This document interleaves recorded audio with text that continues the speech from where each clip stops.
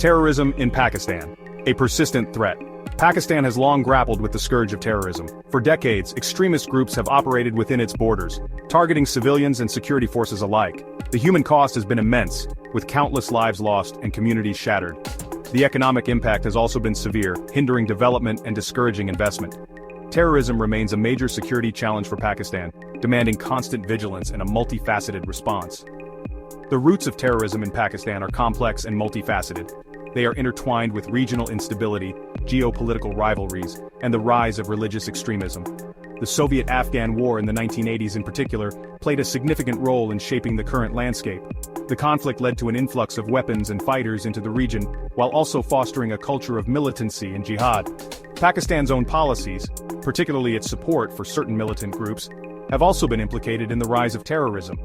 The use of militant proxies to advance strategic objectives has often backfired, with these groups turning their weapons against the state. Moreover, the failure to address the underlying socio-economic and political grievances that fuel extremism has created fertile ground for radicalization. In recent weeks, a curious silence has descended upon Pakistan.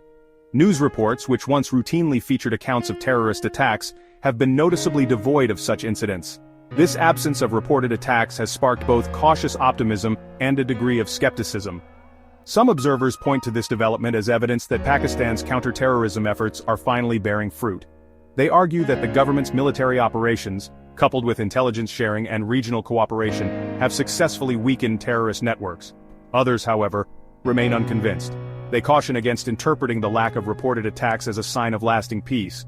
They point out that terrorist groups often go through periods of relative inactivity before re-emerging with renewed vigor. Moreover, they raise concerns about the possibility of underreporting, suggesting that the government may be downplaying the threat of terrorism for political reasons. The lack of independent verification makes it difficult to assess the true security situation in Pakistan. Access to remote and volatile areas, where terrorist groups are known to operate, is often restricted for journalists and researchers. This lack of transparency fuels suspicion and undermines public trust in official narratives. Furthermore, the government's control over the media and its tendency to suppress information deemed sensitive further complicate matters.